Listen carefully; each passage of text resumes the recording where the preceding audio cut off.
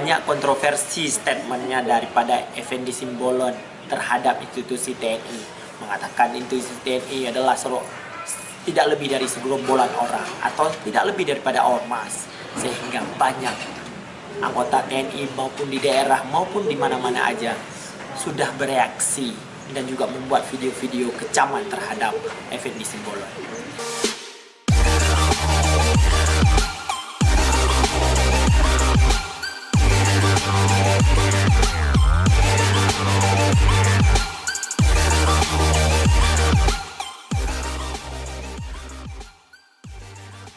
Hai, assalamualaikum warahmatullahi wabarakatuh. Hai sahabat Sah Inisiatif, hari ini berjumpa lagi dengan saya Dedi. Ya, kita hari ini akan membahas tentang statementnya Effendi Simbolon yang menyatakan bahwa TNI adalah satu gerombolan atau tidak lebih daripada ormas. Ya, kita bisa lihat statement dia dulu. Ini TNI kayak gerombolan ini, lebih-lebih ormas jadinya, tidak ada kepatuhan. Inilah statement dia yang membuat beberapa statement-statement yang menyakitkan bagi TNI yang ada di lapangan. Beberapa statement dia malah dibalas dengan video yang ini. Baik, Effendi Simbolon, kami anggota TNI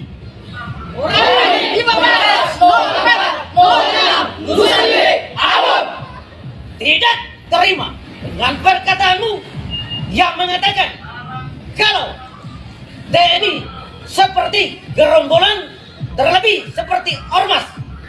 Maksudmu apa? Katong tunggu permintaan maafmu. Kami TNI tetap solid, kompak dimanapun berada. Tahu TNI. Hai kau, Effendi Simbolon, anggota DPR RI. Saya tidak terima TNI seperti gerombolan. Nih, masyarakat sipil. Bapak saya tentara, kakek saya veteran perang. Saya cinta NKRI. Saya kecil lahir dan besar oleh TNI. Makan beras TNI, makan TNI karena orang tua saya TNI. Kamu bilang TNI seperti gerombolan, saya tidak terima. Hari ini juga kamu minta maaf. Kalau tidak, kamu akan saya cari ke dunia.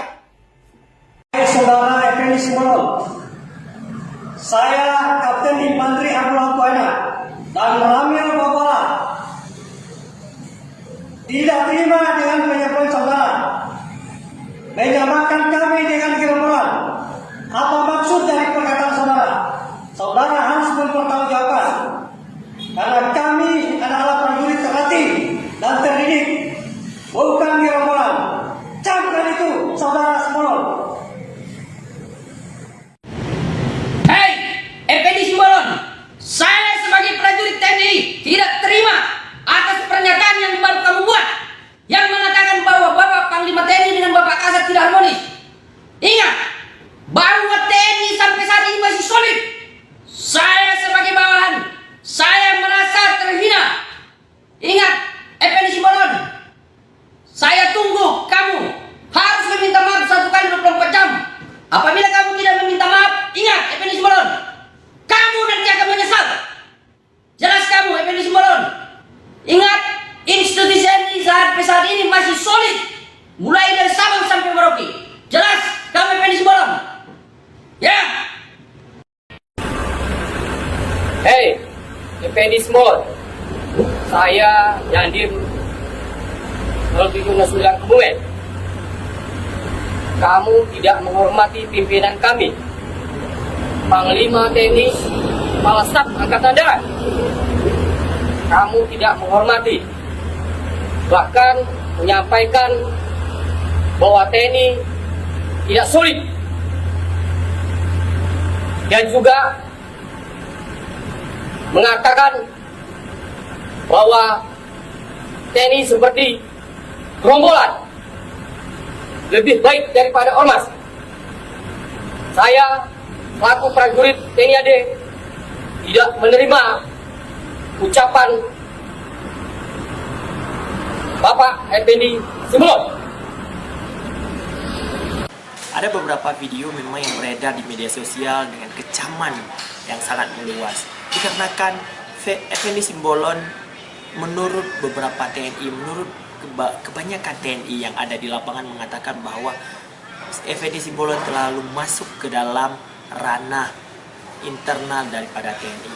Tetapi kita melihat lagi fungsi dan kapasitasnya sebagai seorang